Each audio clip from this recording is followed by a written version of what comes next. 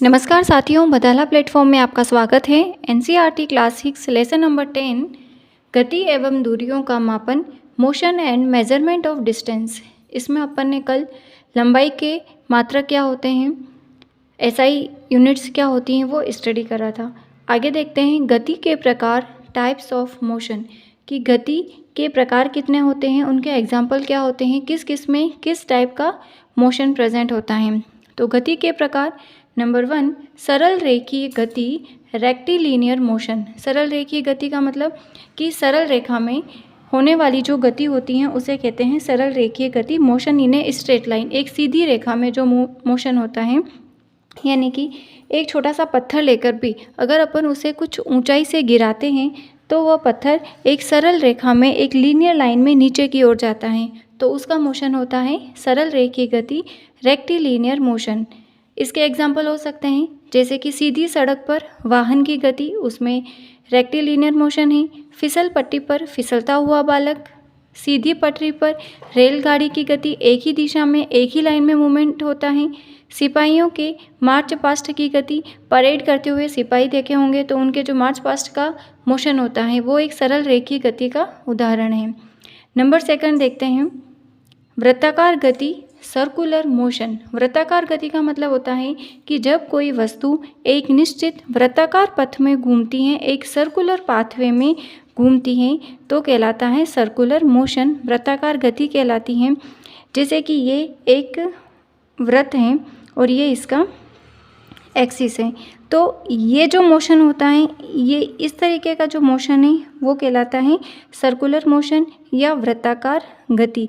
अब ये जो इसका पॉइंट है, इस नियत बिंदु यानी कि फिक्स बिंदु से इसकी जो डिस्टेंस होती है वो चारों दिशाओं में समान होती हैं। नियत बिंदु से वृत्ताकार गति की दूरी समान होती है। इसका एग्जाम्पल आता है कोल्हू के बैल की गति, चक्री झूले की गति, ये सभी सर्कुलर मोशन के एग्जाम्पल हैं।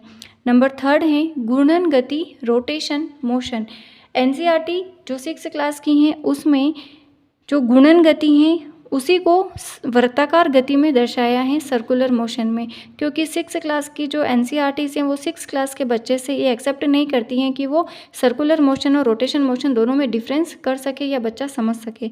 अपन यहाँ देख रहे हैं घूर्णन गति, रोटेशन मोशन। इसमें क्या होता है कि ये भी एक प्रकार की वृत्ताकार गति ही है, इसी का रूप है, लेकिन इसमें क्या होता है बीच में एक एक्सिस होता है, एक अक्ष होता है जिसके चारों ओर गति होती है, उसको बोलते हैं रोटेशन मोशन। निश्चित अक्ष के चारों ओर होने वाली गति घूर्णन गति कहलाती है। जैसे साइकिल का पहिया होता है, ये इसका एक्सिस है, तो ये इसका एक्सिस है, एक्सिस ऑफ रोटेशन। इस निश्चित अक्ष के चारों ओर होने वाला जो रोटेशन मोशन है वो कहलाता है घूर्णन गति। जैसे साइकिल का पहिया है, इसके एग्जाम्पल देखते हैं। साइकिल के पहिए की गति, साइकिल को अपन स्टैंड पर खड़ा रखते हैं और उसके जो पहिया है उसको पेडल की सहायता से घुमाते हैं, तो उसमें जो मोशन होता है वो घूर्णन मोशन होता है। पंखे की पंखुड़ियों की गति, पंखा है उसकी जो पंखुड़ियां हैं वो एक निश्चित एक्सिस के चारों ओर मोशन हो रहा है, तो वो है पंखे की पंखुड़ियों की गति में घूर्णन गति का एग्जाम्पल है।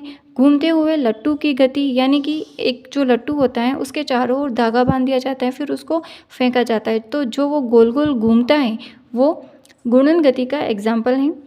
कुम्हार के चाके की गति, जो मटके बनाए जाते हैं मिट्टी के, वो एक बड़ा सा चाक होता है, उसका सेंटर पॉइंट होता है एक मेन एक्सिस, तो वो जो रोटेशन होता है वो घूर्णन गति का एग्जाम्पल है। तो ये डिफरेंस होता है घूर्णन गति में और वृत्ताकार गति में। जो घूर्णन गति है वो एक निश्चित एक्सिस के चारों ओर गति होती है। 3rd गति है आवर्त गति, पीरियोडिक मोशन। आवर्त गति में क्या होता है, एक ऐसी गति जो एक निश्चित समय फिक्स पीरियड के अंतराल के पश्चात अपने पथ को दोहराती है, उसे कहते हैं आवर्त गति। आवर्त गति का मतलब क्या होता है कि एक जो समय अंतराल के बाद में वो अपने पाथवे को दोहराती है, अपने पथ को दोहराती है। अपने पथ को दोहराती हैं उसे पीरियोडिक मोशन कहते हैं। आवर्त गति जैसे घड़ी के पेंडुलम की गति, बालक के झूलने की गति है। तो बालक जब झूला झूलता है तो कुछ समय आगे जाता है, कुछ समय वापस उसी पाथवे को रिपीट करता है। सितार के डोरियों की गति, वीणा के तार की गति, सूर्य के चारों ओर ग्रहों की गति, ये सभी आवर्त गति या पीरियोडिक मोशन के एग्जाम्पल हैं। नंबर 4 देखते हैं कंपन गति या वाइब्रेशन मोशन। वह गति जिसमें वस्तु कंपन करती है या वाइब्रेशन करती है कंपन गति कहलाती है। कंपन करती वस्तु के जो पार्टिकल्स हैं, कण, एक निश्चित समय के बाद अपने पथ को दोहराते हैं। यानी कि जो कंपन गति है वाइब्रेशन मोशन, ये पीरियोडिक मोशन के अंदर ही आता है।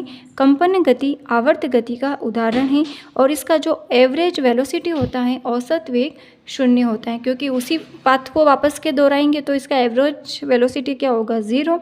अगर पूछते हैं कि सितार के डोरियों की गति किस गति का एग्जाम्पल है, अगर उसमें आवर्त गति है तो उसी को टिक करेंगे। आवर्त गति नहीं है और उसमें अगर वाइब्रेशन मोशन है, कंपन गति है, तो उसको कंपन गति आंसर होगा, क्योंकि जो कंपन गति है वाइब्रेशन मोशन वो पीरियोडिक मोशन का ही एग्जाम्पल है। एक बार सीटेट में क्वेश्चन पूछा था कि वाइब्रेशन मोशन कंपन गति का उदाहरण है, तो वीणा के तार की गति वाइब्रेशन मोशन है।